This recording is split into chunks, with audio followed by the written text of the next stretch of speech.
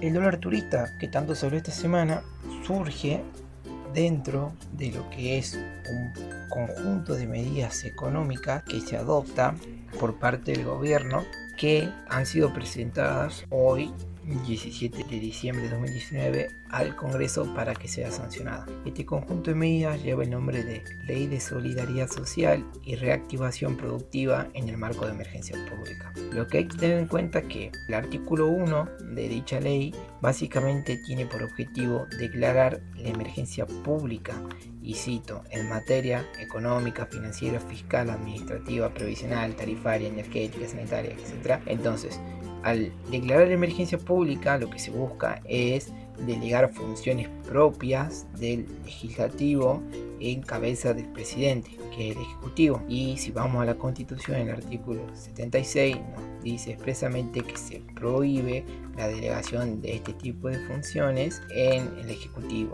Y ahí tenemos que hay una excepción, como todo el derecho, salvo que se trate de materias determinadas de la administración o de emergencia pública. Y bueno, en este caso, si se declara la emergencia pública, como dice acá, tenemos de que es válida la delegación de las facultades legislativas, pero siempre con un plazo fijado para su ejercicio, que si vamos acá al artículo 1 nuevo, nos dicen que esta delegación va a ser hasta el 31 de diciembre del 2020 y dentro de las bases de delegación que establezca el Congreso. Una vez que tenemos comprendido lo que sería la parte general de la ley, después tenemos que decir que se compone de distintos capítulos, y de ahí al que a nosotros nos interesa y es objeto del video es básicamente el capítulo 6, que habla de un impuesto para una Argentina inclusiva y solidaria. Está compuesto por 8 artículos, de los cuales vamos a analizar lo más importante. En el artículo 32 básicamente lo que dice es que se va a establecer por un periodo de 5 años con el carácter de emergencia un impuesto a todo el territorio nacional, y este impuesto va a recaer sobre las siguientes operaciones. El primer supuesto que se encuentra es la compra de billetes y divisas en moneda extranjera para el atesoramiento o sin un destino específico efectuado por residentes del país. Básicamente lo que se establece es un impuesto al que compre dólares para tener ahorrado, digamos. Y como sabemos, teniendo en cuenta el cepo cambiario que existe hoy en día en $200, podemos hacer la operación, que básicamente sería, si yo puedo comprar $200, el 30% de 200 es 60. Entonces, teniendo en cuenta que si el máximo es 200 y el tipo de cambio es 61, hoy uno puede comprar $200 al valor de 12.200 pesos. Pero para que eso ocurra, o sea, para poder adquirir los $200, vas a tener que pagar $60. O sea, 60 por 61 son 3.660 pesos. O sea que para vos en realidad comprar $200 estarías pagando 260 por 61, que son 15.860 pesos. Básicamente ese es el valor que se va a manejar y el valor efectivo. Bien, puesto, el segundo supuesto tiene que ver con las compras o los pagos realizados que tengan por objeto la adquisición de bienes o prestaciones y locaciones de servicios efectuadas en el exterior, que se cancelen mediante la utilización de tarjetas de crédito de compras y débito. Esto es lo que sí en principio se conoce como el dólar turista. ¿Por qué? Porque básicamente el impuesto va a afectar a la adquisición de bienes y servicios que se hagan en el extranjero mediante el uso de la tarjeta de crédito o de débito. Un ejemplo de esto sería una persona que se vaya a Estados Unidos y pague una cena en un restaurante con una tarjeta. Bueno, esa cena va a quedar alcanzada por este impuesto. Tenemos que acá lo que se incluye cuando dice: asimismo resultarán incluidas las compras efectuadas a través de portales o sitios virtuales y o cualquier otra modalidad por las cuales las operaciones se perfeccionen mediante compras a distancia en moneda extranjera. Básicamente también van a quedar alcanzadas o comprendidas en impuestos las compras que se hagan por Amazon por medio de una tarjeta, o sea, las compras del servicio puerta a puerta que se conoce. También van a quedar comprendidas pago de servicios que son prestados por sujetos no residentes en el país, o sea, sujetos que no se encuentran aquí, que se cancelen mediante la utilización de tarjeta de crédito.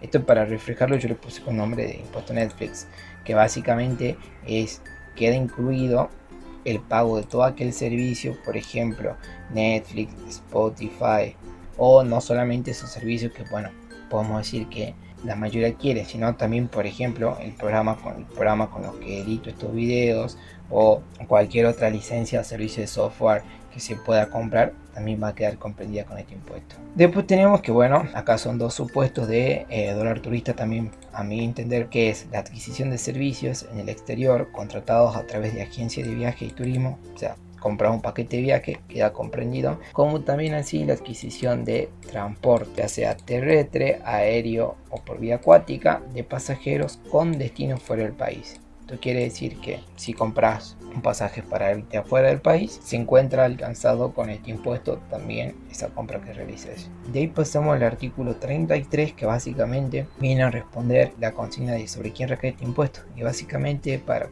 una persona residente del país, ya sea persona humana o jurídica, que realice cualquiera de las operaciones que anteriormente les he nombrado. Que si no se encuentran alcanzados por el presente impuesto son las entidades comprendidas en el inciso A del artículo 80 de esta ley, que si uno va y busca esa ley, básicamente la administración centralizada y sociedad del Estado. Lo que sí, para remarcar, no se encontrarán alcanzados las siguientes cuestiones, que son los gastos referidos a prestaciones de salud, compras de medicamentos, adquisición de libros y utilización de plataformas educativas. Entonces, estos no se van a encontrar alcanzados por el impuesto, como también no se van a encontrar alcanzados por el impuesto los gastos que estén asociados a proyectos de investigación efectuados por investigadores que se desempeñen en el ámbito del Estado.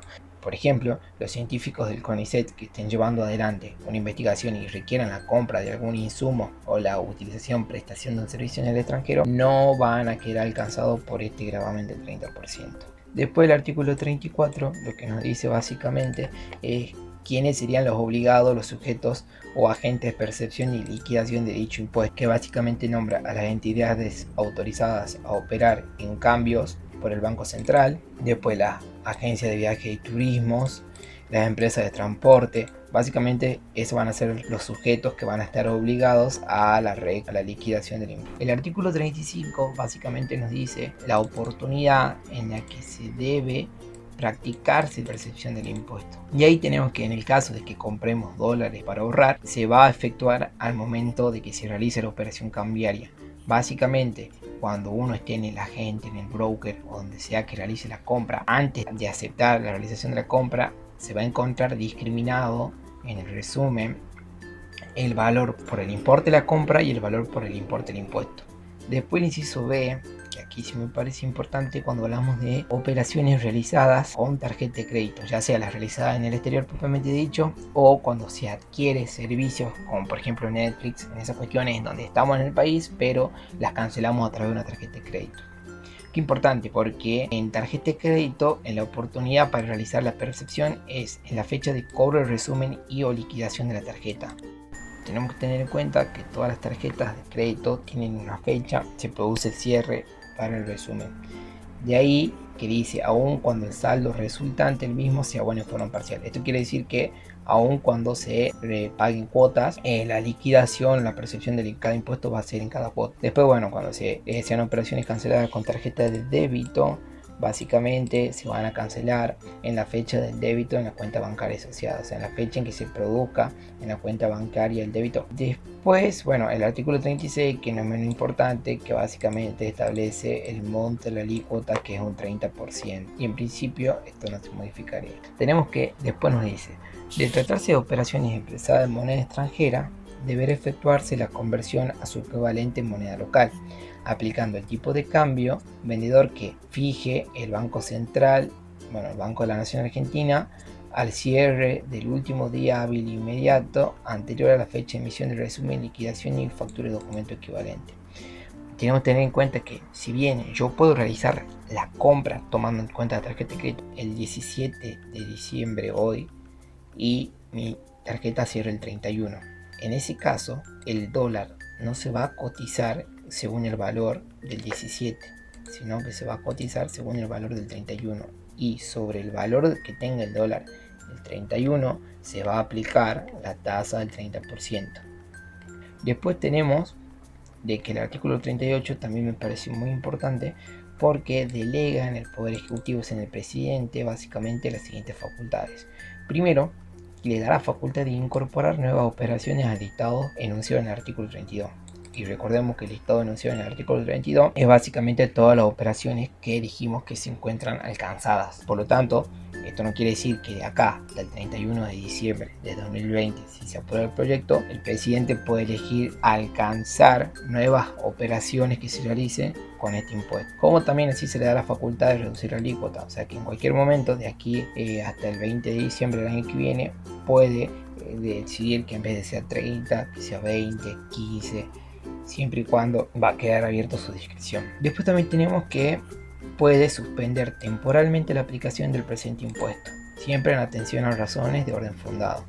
Y el artículo 39, para ir finalizando, básicamente nos establece a dónde van a ir los fondos que se van a recaudar con este impuesto. Por un lado dice que el 70% van a ir a los programas que estén a cargo del ANSES, que es la Administración Nacional de Seguridad Social. Y por otro lado el 30% a financiar o solventar obras de infraestructura y vivienda social. Esto yo también lo último considero importante, es que dice que el impuesto será de aplicación a las operaciones, liquidaciones y pagos efectuados a partir del día siguiente a la entrada en vigencia de la presente ley. Esto quiere decir que si yo entro a un broker y compro dólares, no va a quedar alcanzado. Y es importante porque es importante sobre todo en las operaciones que se hagan con tarjeta de crédito, porque tienen en cuenta lo que remarqué de la liquidación de la tarjeta de crédito en el último día hábil anterior al cierre. Las compras que yo haga hoy, si bien la operación yo compro un bien en el exterior, por ejemplo un teléfono, lo traigo y lo pago en cuotas, las cuotas que sean posterior a la entrada en vigencia van a quedar alcanzadas, porque quedan alcanzadas acá cuando dice las liquidaciones y pagos efectuados a partir del día siguiente a la entrada en vigencia. Así que con eso hay que tener cuidado. Hay que tener en cuenta también que todo lo que se habló en este video es sobre el proyecto, de que en teoría y puede suceder que se introduzcan modificaciones sin perjuicio de que este proyecto ya le dieron quórum en principio para ser tratado y no se prevén que existan muchas modificaciones. En el caso de que existan modificaciones, las vamos a traer en otro video.